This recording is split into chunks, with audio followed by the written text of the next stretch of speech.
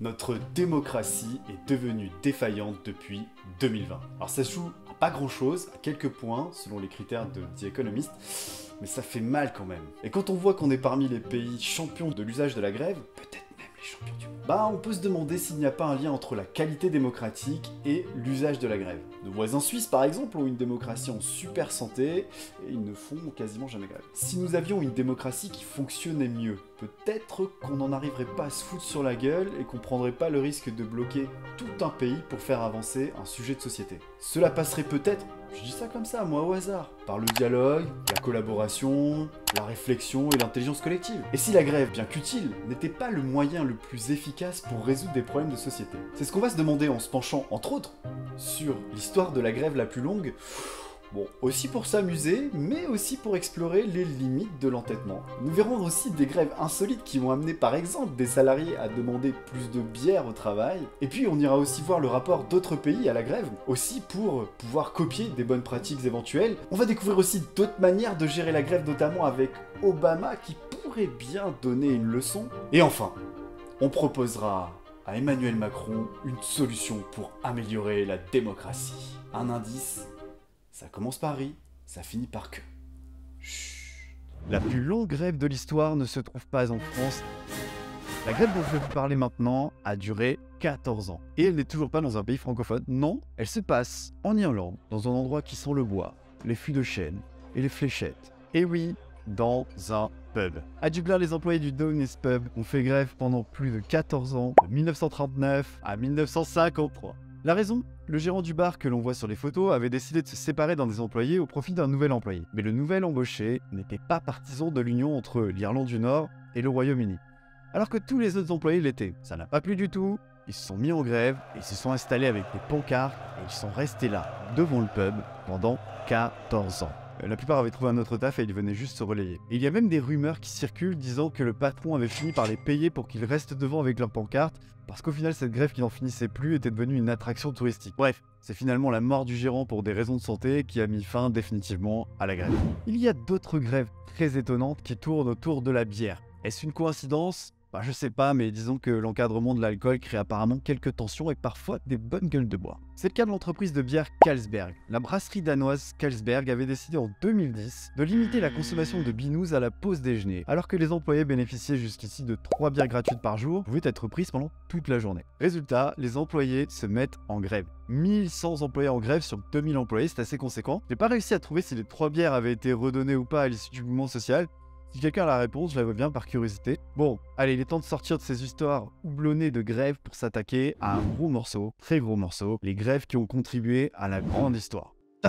Savez-vous ce que symbolise ce triangle rouge? Savez ceux d'entre vous qui ont des bonnes connaissances historiques savent probablement ce que représente ce symbole du triangle rouge. Ok, je vous aide. Savez-vous pourquoi le 1er mai est un jour férié? En fait, l'histoire du 1er mai prend place aux États-Unis. C'était en 1986. Donner une idée, c'est l'époque à laquelle on a inventé cette voiture. Bref, ça date. Mais ce fut un mouvement social qui impacta le monde entier. Il concerna la lutte pour la journée de 8 heures. Le 1er mai 1986, des milliers de travailleurs américains se mettent en grève pour protester contre les mauvaises conditions de travail et exiger une journée de travail de 8 heures.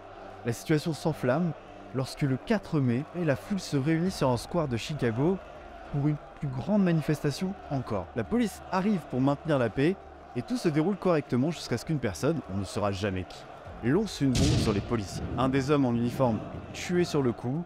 Après cela s'installe un chaos qui fera de nombreux morts et blessés parmi les forces de l'ordre, mais aussi parmi les manifestants. La violence poursuit son escalade avec 4 manifestants jugés et pendus. Cet événement sanglant a marqué le début des manifestations ouvrières modernes. Comme emblème de ce combat, ces participants arboreront un triangle rouge cousu à leur veste, chaque côté de la figure géométrique représentant une partie du jour. 8 heures de travail, 8 heures de sommeil et 8 heures de loisirs. La morale de cette histoire, c'est qu'une grève restera toujours utile quand le dialogue est impossible sur des points de désaccord.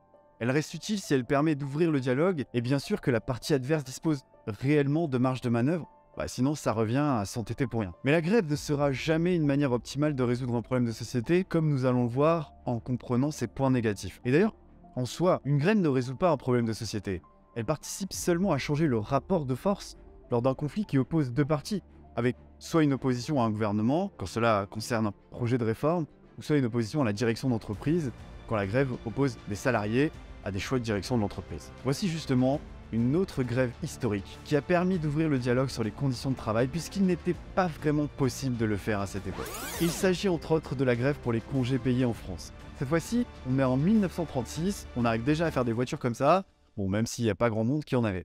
Un nouveau gouvernement socialiste est élu à la direction du pays. Ce gouvernement n'est pas encore formé que des grèves éclatent un peu partout dans le pays pour pouvoir mettre la pression sur le patronat et sur le nouveau pouvoir. Plus de 2 millions de travailleurs français y prendront part. Il ne s'agit pas d'être contre le gouvernement, mais de l'encourager en quelque sorte. Nous ne voulons pas embêter le gouvernement de Léon Blum, nous comptons sur lui, assure un ouvrier interviewé. Dans les usines de France, il règne une étrange atmosphère. On chante à côté des machines au son de l'accordéon, on danse et on joue aux cartes dans les ateliers, le tout de façon pacifique et sans violence. À Paris, aux Galeries Lafayette, les employés ont récupéré quelques chaises longues au rayon camping pour se fabriquer un dortoir au calme. Chez Renault, à Boulogne-Billancourt, Tino Rossi est venu chanter le plus beau tango du monde en soutien aux ouvriers. Simone Veil, une ouvrière gréviste, écrit à cette époque « Le public et les patrons et tous ceux qui sont étrangers à cette vie d'esclave sont incapables de comprendre ce qui a été décisif dans cette affaire. Il s'agit d'oser enfin se redresser. » Il faut dire que les conditions de travail n'étaient pas celles d'aujourd'hui. Imaginez-vous ne serait-ce que le fait de ne pas avoir de semaine de vacances payées. Après un mois de lutte, plusieurs lois sociales sont votées telles que la semaine de 40 heures et surtout les congés payés. Pour la première fois, de nombreuses Françaises et de nombreux Français découvrent la joie des vacances. Imaginez cette révolution. Vous avez tout à coup du temps libre qui vous est payé. Ça devait être complètement dingue. Premier réflexe, on part en train à la plage. Alors là, il faut vous représenter la foule en liesse et les sourires. Il y a de la joie partout. Ce début d'insouciance sera vite balayé par la crise économique et la nouvelle guerre mondiale effroyable auquel la France va faire face. Vous pouvez envisager à quel point leur monde a changé du jour au lendemain entre les séjours en train à la plage et la guerre pour faire face à la terrible armée allemande. Ces grèves de 1936 montrent à quel point le caractère plus extraordinaire de la grève interprofessionnelle peut fonctionner et être très efficace dans la négociation. La France de cette époque, même si elle était déjà habituée aux grèves, n'est pas très coutumière de ce type de mouvement massif, et cela a créé une vraie surprise. Ce fut aussi le cas dans d'autres pays du monde, comme en Suisse, en 1918, ou au Canada, en 1919, avec les grèves interprofessionnelles de Winnipeg. Lorsque ce type de grève est exceptionnel, le besoin de retour à la normale se fait ressentir plus fortement dans le reste de la société. La capacité à négocier est donc souvent renforcée par le caractère exceptionnel et rare de l'usage de la grève interprofessionnelle. Mais quand on fait tout le temps grève, il n'y a plus vraiment de surprise, plus vraiment de choc. Et le caractère routinier de l'usage de l'outil de la grève peut faire douter de la pertinence de l'impact des grèves, et parfois même créer l'effet inverse. C'est le cas, je dirais, de la SNCF, qui d'après son propre site, n'a jamais eu une année sans grève depuis 1947. Je vous mets le lien du tableau en description. Et quand on regarde le détail des motifs des grèves, eh ben on n'est pas déçu non plus. On trouve des pépites comme les grèves surprises par exemple, ou autres réjouissances, comme plus de frites à la cantine. Non, dans la dernière partie c'est une blague, mais la grève surprise y est vraiment indiquée comme un motif. Bref, comment vous dire ça sans vous vexer si vous bossez à la SNCF? Quand la grève devient une part de l'identité de votre entreprise, l'usager très fréquent comme moi des trains n'a même plus envie de s'intéresser à la raison pour laquelle vous faites grève chaque année. En dehors bien sûr des mouvements sociaux qui concernent tous les salariés en France. Honnêtement, qui se rappelle de pourquoi la SNCF a été en grève en 2021, 2017 par exemple? Plus grand monde, j'en ai bien peur. On se contente de s'adapter et de chercher des solutions alternatives de transport pour résoudre ce problème qui impacte notre quotidien. La grève n'a plus du tout l'effet de faire prendre conscience du conflit. Il est temps maintenant de se faire assister par l'IA la plus célèbre du moment, à la fois acclamée et controversée, j'ai nommé, bien sûr, ChatGPT. Allez, on y va. Bon, je le tutoie. Penses-tu que les grèves soient utiles à la société? Je vais le lire avec une voix stéréotypée de robot. Je sais que c'est complètement stupide, mais ça me fait rire. Le jour où les IA auront un statut de personne, cette blague sera qualifiée de robotisme. Les grèves peuvent avoir des conséquences positives et négatives pour la société. D'un côté, les grèves peuvent permettre aux travailleurs de faire entendre leurs revendications et de faire pression pour obtenir des améliorations salariales et des conditions de travail plus équitables. Cela peut également inciter les employeurs à améliorer les relations avec leurs employés et à adopter des pratiques plus éthiques. D'un autre côté, les grèves peuvent causer des perturbations pour les consommateurs et pour les entreprises, entraîner des pertes économiques et des retards dans les services publics. Elles peuvent également causer des tensions et des conflits entre les travailleurs et les employeurs. En somme, les grèves peuvent être utiles pour faire avancer les revendications des travailleurs, mais il est important de considérer les conséquences pour toutes les parties concernées et de chercher des solutions équilibrées pour résoudre les conflits. Bon, on comprend directement la prudence de sa synthèse qui nous dit immédiatement en fait qu'il y a des conséquences négatives et des conséquences positives. Quand on ajoute la question de savoir quelle serait la meilleure solution pour résoudre des conflits, il y a conclu en disant que, je cite, Il est souvent préférable de chercher des solutions négociées et consensuelles plutôt que de recourir à des méthodes plus radicales telles que les grèves. Sa conclusion va dans le sens du fait que la grève ne serait pas la manière la plus optimale d'agir. Allez, passons maintenant en détail les côtés négatifs de la grève. Je vais commenter et augmenter la réponse de GPT en la matière. Il cible notamment l'impact des usagers en disant, je cite, Les grèves peuvent causer des perturbations pour les usagers des services, comme les patients qui ne peuvent pas recevoir leurs soins médicaux, les étudiants qui ne peuvent pas suivre les cours, les usagers de transport qui sont impactés par des perturbations. Fin de la citation. Bon, franchement, je suis d'accord avec GPT. Il est nécessaire de souligner que les grèves génèrent globalement des émotions négatives chez les usagers des services. Elles sont donc une source de tension et d'énervement. Elles peuvent aussi générer un sentiment d'injustice parce que c'est l'usager qui est malmené par la grève alors qu'il n'est pas responsable de la situation. Autre point identifié à juste titre par GPT, je cite, Les sociétés dont les salariés font grève voient leur production et leurs revenus diminuer. fin de la citation.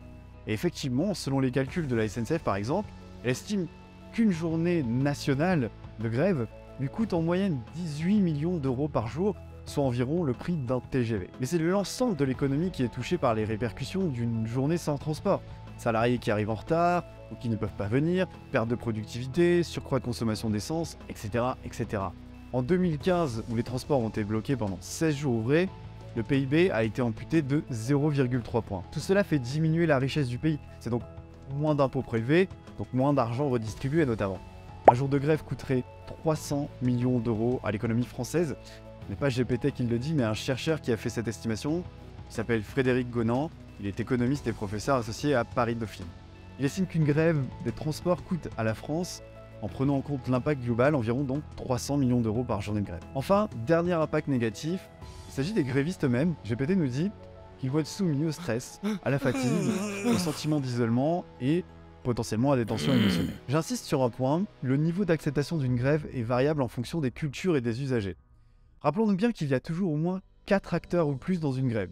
Le gouvernement et ou potentiellement là où les entreprises concernées, les grévistes bien sûr, la partie de la population qui les soutient et enfin la partie de la population qui ne les soutient pas.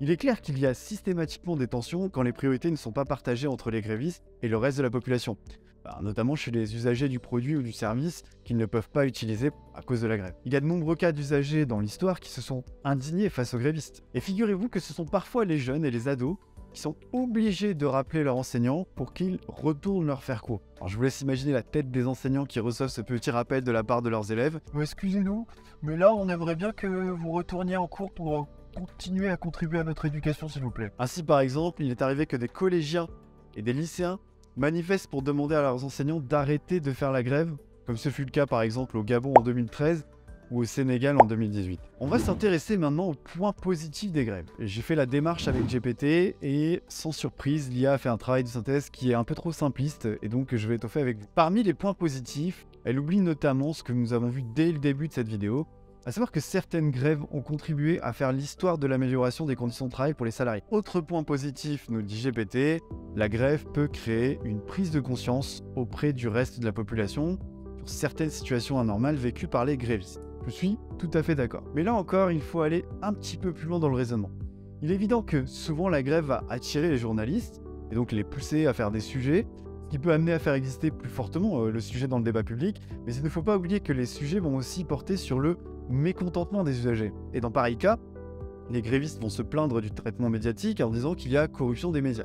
Mais rappelons qu'on soit, nous sommes en démocratie, imparfaite, certes, mais une démocratie quand même. Et donc l'opinion des grévistes a autant de valeur que celle des usagers et des opposants. Donc les journalistes, s'ils veulent bien faire leur travail, doivent montrer les différentes positions des acteurs en présence. GPT nous dit aussi que La grève reste un outil de défense face à des menaces sur les droits ou le bien-être. je suis tout à fait d'accord. Il est nécessaire de pouvoir se défendre en cas d'attaque, c'est très important. Et cet enjeu de la défense pose une seule question, mais une question importante. Vous savez, la loi encadre la légitime défense. Si quelqu'un vous donne un coup de poing, vous ne pouvez pas lui tirer dessus avec un flingue et dire que c'était de la légitime défense. Le juge dirait que la réponse à l'attaque était complètement disproportionnée. On pourrait appliquer ce raisonnement au sujet de la grève et se demander à quel moment va-t-on considérer qu'une grève de légitime défense est bien proportionnée. À quel moment le blocage et le coût collectif engendré par la grève ne devient pas disproportionné. Où doit-on fixer cette limite éthique et pratique pour que le coût collectif soit acceptable? Car il est utile d'avoir en tête que, comme nous l'avons vu, certaines grèves vont avoir des coûts très importants sur l'économie globale à cause de l'enchevêtrement des externalités, Mais il ne sera jamais demandé aux entreprises ou aux administrations qui n'ont pas dispensé les services d'assumer leurs responsabilités sur la perte de richesse en cascade que la société dans son ensemble aura subi suite à leur grève. Et c'est cette question de l'arbitrage entre l'impact négatif de la grève et ses bénéfices qu'a tranché Barack Obama. Obama, lorsqu'il était président des États-Unis, avait décidé en 2014 de faire cesser la grève des conducteurs de train en moins de, tenez-vous bien, en moins de 24 heures. Ça a été plus express qu'un TGV à l'heure. Voici les mots du gouvernement de l'État concerné. Les gens attendent et méritent un transport ferroviaire sûr et efficace pour aller au travail, à leurs rendez-vous médicaux, à l'école et aussi sur leur lieu de loisirs. Fin de la citation. Pour garantir un service de transport fiable, le président des États-Unis peut, en vertu d'une loi spécifique au secteur des transports, obliger les employés du train à reprendre le taf. En contrepartie, il nomme des médiateurs qui doivent trouver un compromis. Et c'est là où la solution est très intéressante. Barack Obama a nommé 3 médiateurs qui vont faire des sessions de négociation publiques pour trouver une solution. Ils ont 6 mois pour trouver la solution, et si elle n'est pas trouvée, la grève peut reprendre dans les conditions souhaitées. Il y a 2 éléments qui doivent attirer notre attention dans ce dispositif et ce choix de Barack Obama. Le premier, c'est la capacité à exiger un premier tour de négociation avec les médiateurs et des médiatrices avant de s'engager dans la grève. Alors, aux États-Unis, cela s'applique dans le secteur des transports, mais dans d'autres pays, cette mesure elle a été généralisée à tous les secteurs, comme c'est le cas au Togo depuis 2020, où il est désormais indispensable d'avoir démarré une discussion de résolution du conflit entre les parties prenantes avant de déposer le préavis de grève. Je ne sais pas comment cela se déroule dans les faits. Est-ce qu'il y a des abus pour tout simplement retarder les grévistes et ne pas leur laisser bénéficier de leurs droits?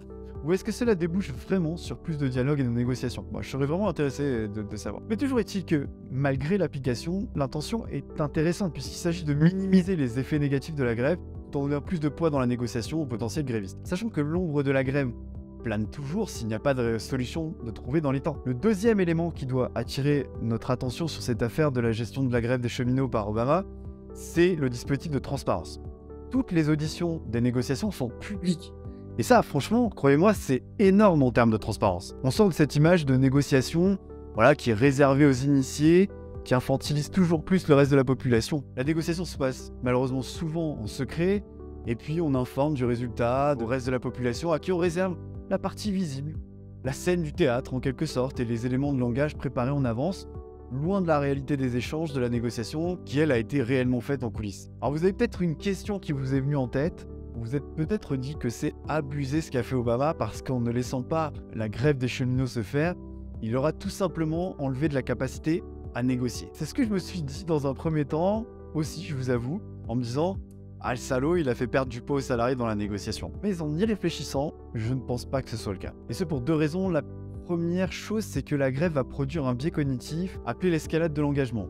Ce biais cognitif va nous amener à camper sur nos positions initiales et à ne pas considérer d'autres options. Autrement dit, ce n'est pas le meilleur état d'esprit pour négocier. La grève va faire investir aux grévistes du temps et de l'argent et risque de les amener à rester sur leur position de base, indépendamment des échanges de points de vue dans la négociation. Donc, le fait de commencer par négocier avant de faire grève est une chronologie intéressante pour éviter d'être sous l'emprise de ce biais. La deuxième raison, c'est pour moi celle qui a le plus d'importance, c'est qu'on va souvent réduire le débat public à « d'accord ». Pas d'accord, sans possibilité d'explorer vraiment des scénarios alternatifs entre les deux, et ça c'est bien dommage. Parce que même s'il n'y a pas de manipulation intentionnelle, le résultat me fait penser d'une certaine façon à une technique de manipulation qui s'appelle l'alternative illusoire. Elle permet de faire passer de force une situation de contrainte indéniable en l'enrobant de manière illusoire du choix chez la personne qu'on a essayé de manipuler. Vous savez, c'est le commercial qui sort son agenda et qui propose 2 dates. Il réduit vos options à 2 plutôt que d'étudier toutes les options comme la possibilité de ne jamais se revoir, par exemple, attendre le devis pour décider, etc. Là, vous n'avez en effet pas le choix, hormis celui de la période de la semaine, mais cette réduction à 2 choix vous donne l'illusion du choix alors que ce n'est pas le cas.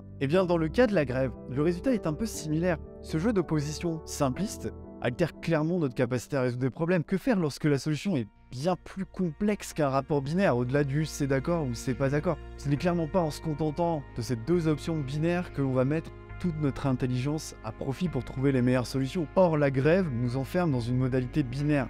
Soit je soutiens la réforme, soit j'y suis opposé. Il n'y a pas de place pour un soutien partiel qui nous permettrait de dire que je soutiens telle ou telle dimension, mais que je pense qu'il faudrait explorer cette autre solution pour la partie de la réforme avec laquelle je ne suis pas d'accord, etc., etc. En définitive, la grève, en nous mettant dans ce rapport d'opposition binaire, même s'il est parfois nécessaire quand un gouvernement ou un employeur fait n'importe quoi, ne nous permet pas d'exercer au maximum notre capacité à pouvoir contribuer à la résolution des problèmes et à participer à l'intelligence collective. Et les défis auxquels nous faisons face actuellement sont d'une complexité folle, que ce soit la transition écologique, la sortie de la pauvreté pour toute la planète, le maintien de la solidité de la République, la place de la jeunesse et des personnes âgées dans nos sociétés et bien d'autres. Toutes ces problématiques de société demandent d'être traitées autrement que dans un rapport binaire d'opposition. Pourtant, si nous voulons bâtir un meilleur futur pour nous-mêmes et les autres, il nous faudra devenir meilleurs dans notre capacité à résoudre des problèmes. Et à ce stade de notre aventure analytique, les entrailles de la grève, il est clair que c'est difficile de dire que la grève est une approche avancée de résolution de problèmes. Cela va peut-être vous surprendre, mais la tendance mondiale va probablement dans le sens de mon propos puisque globalement, l'usage des grèves baisse dans le monde. Oui, tout à fait. Il y a de moins en moins de grèves dans le monde et c'est assez significatif en plus. Difficile de donner les raisons exactes, mais en plus de ce que je viens d'évoquer, il semblerait que les relations entre les salariés et les directions d'entreprise laissent plus de place à la négociation et à la collaboration. Ensuite, la qualité de la protection des salariés par le droit du travail a sensiblement augmenté au fil des années, ce qui réduit les grèves sur les conditions de travail. Alors, bien sûr, c'est une moyenne mondiale et certaines régions du monde maintiennent un haut niveau de grève. D'ailleurs, il est temps de découvrir quel est le pays qui fait le plus grève. Bon, je sens que les clichés vont pleuvoir, mais tout porte à croire que c'est la France qui est la championne du monde. Bien, je vais mettre de côté les questions techniques au sujet du comptage de la grève. Je vous mets un article en description si cela vous intéresse. Sachez qu'il n'y a pas de comptage uniforme d'un pays à l'autre, mais les divers résultats pointent vers une victoire de la France. Et ce ne seront pas des pénaltys foireux qui nous enlèveront cette victoire-là. Le trio de tête est un peu variable en fonction des périodes, mais on aurait globalement Français, Belgique, Canada qui se retrouverait assez haut, même si tous ces pays ont une baisse très significative du nombre de jours de grève sur ces 2 dernières décennies. Pour que vous vous rendiez compte de l'ampleur du phénomène, on va faire une petite comparaison entre la France et 2 pays voisins. Les Français font 15 fois plus grève que les Allemands, c'est énorme. Alors, que dire de la comparaison avec les voisins suisses, puisque eux ils ne font quasiment pas grève. Je vous laisse apprécier le graphique, c'est vraiment assez spectaculaire. Là, je m'adresse aux francophones qui ne sont pas français et qui m'écoutent. Vous étiez très nombreux sur ma précédente vidéo et je vous en remercie. Et j'en profite d'ailleurs pour remercier tout le monde parce que vous m'avez fait des super commentaires et pour vos précieux encouragements, ça me va vraiment droit au cœur. Donc voilà, merci beaucoup. Bref, reprenons sur la France et la grève. S'il vous plaît, pas de clichés sur la France, même si c'est tentant, je le reconnais. Tout n'est pas comparable avec les autres pays.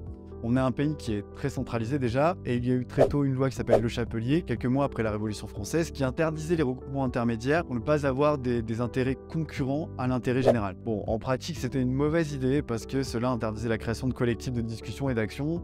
Tout cela a été abrogé depuis très longtemps maintenant. On peut se réunir et créer autant de collectifs intermédiaires que l'on veut et plein d'associations. On a bien sûr aussi le précieux droit de grève depuis très longtemps, mais même si ça date et que cela ne produit presque plus d'effet, cela explique quand même une partie de notre histoire. Disons-le, on n'est pas fan des institutions représentatives intermédiaires. Le nombre de personnes dans les partis politiques est très faible. Il y a juste 6,3% de la population active syndiquée.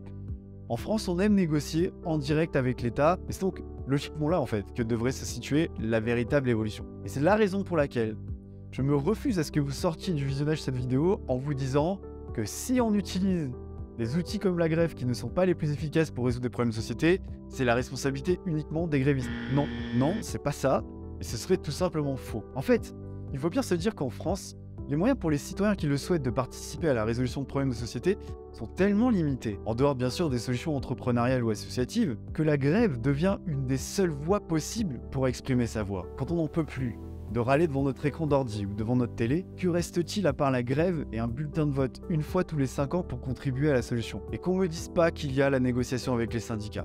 Ils ne représentent qu'une infime minorité de la population active et leur contribution à la résolution des problèmes demeure très faible. Ils profitent de l'attention des médias pour balancer quelques petites phrases avec des propositions alternatives, parfois intéressantes, parfois complètement déconnectées. Mais dans tous les cas, ce n'est pas une modalité de contribution suffisante pour traiter des problèmes complexes. Il n'y a pas une demande de plus de représentation intermédiaire. Regardez comme les chiffres de syndicalisation baissent pour atteindre un score toujours plus bas. Ce qui est demandé, c'est plus d'implication directe, le souhait d'être un peuple éduqué qui a les commandes de son destin, avoir des outils pour s'impliquer davantage, et ce directement, dans la recherche de solutions, avec des effets réels et pas de la consultation symbolique. Actuellement, les réformes sont faites par une minorité de personnes. Quelques représentants politiques qui sont élus avec de moins en moins de voix au fur et à mesure que l'abstention progresse et le tripartisme s'installe. Les instances représentatives telles que les syndicats représentent elles aussi une minorité de personnes, et des grévistes qui sont souvent minoritaires aussi viennent tenter de peser dans la balance. Donc au final, les réformes sont faites pour le plus grand nombre, mais avec une minorité de personnes. Je pense que ce processus de résolution collective des problèmes n'est absolument plus optimal. Au fond, cette tentation d'être dans le blocage plutôt que dans une dynamique de négociation est à corréler directement avec la vitalité démocratique. Et la France est, selon les terminologies, devenue une démocratie défaillante ou une démocratie imparfaite. L'année dernière, le journal The Economist a mis à jour son indice démocratique qui juge de la santé démocratique des pays du monde. Certains pays comme la Suisse s'en tirent bien, le Canada pas trop mal aussi, mais des pays tels que la Belgique ou la France s'en tirent beaucoup moins bien, avec une vraie baisse de la santé démocratique. Tous deux rejoignent la catégorie des démocraties défaillantes ou imparfaites, deux pays avec des niveaux économiques très corrects et qui sont dans le top des pays les plus usagés de la grève. Prenons-le tout de même comme une sérieuse alerte. Si l'on veut monter vers des modes de résolution de problèmes de société qui sont beaucoup plus pertinents que la grève, donc des modes de résolution de problèmes qui sollicitent beaucoup plus l'intelligence collective plutôt que l'opposition et le blocage. Il va être nécessaire de fabriquer une démocratie plus vivante. Et je sais que certains acteurs puissants ont déployé beaucoup d'énergie pour l'éviter, comme Emmanuel Macron qui a fait plusieurs rendez-vous lors des événements avec les Gilets jaunes pour expliquer que ce serait non, que la démocratie ne progresserait pas à ce niveau-là. Mais il serait grand temps de songer au référendum d'initiative citoyenne, dont l'acronyme se dit RIC, qui fut la revendication principale sur laquelle a convergé le mouvement des Gilets jaunes en France. Je vous appelle le dire, mais derrière l'opposition au RIC, ne se cache-t-il pas une certaine condescendance vis-à-vis des concitoyens et des concitoyennes? Néanmoins, qui est à blâmer aujourd'hui si le débat public est aussi médiocre? Le débat public, c'est juste une réaction sourde à des propositions déjà très avancées, que l'on découvre dans des médias plus ou moins bons, et qui choisissent de nous présenter les choses en injectant plus ou moins leur idéologie à eux. On peut pas faire un débat public serein avec ça. Au final, on se retrouve à être dans la réaction quasi émotionnelle. Je suis contraint à râler ou à accepter. Et j'ajoute que si on veut sortir du rapport binaire, il sera nécessaire que ce référendum offre plusieurs options, qu'il permette de choisir parmi plusieurs alternatives. Ce RIC à choix multiples, et potentiellement à 2 tours, permettrait de laisser une place non négligeable aux citoyens qui souhaitent s'investir dans la résolution de problèmes de société. Je suis conscient qu'on ne peut pas le réduire à ce seul facteur, mais regardez la Suisse. Ce pays utilise énormément le référendum.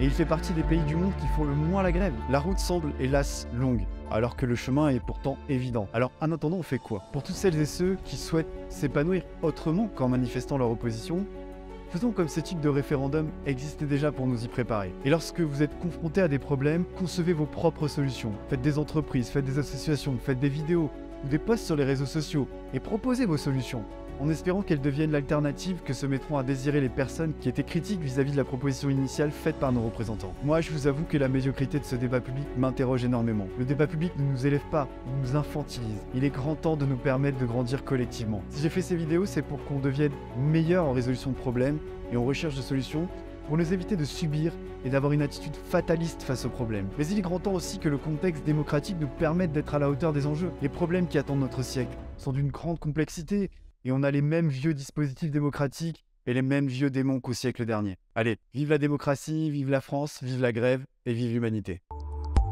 Hop, j'avais envie de partager avec vous une dernière chose, un cas particulier au sujet de la grève, mais qui peut être capital pour les personnes concernées. Le seul moment où une grève peut être complètement optimale, c'est lorsqu'il est nécessaire de changer tout le système politique.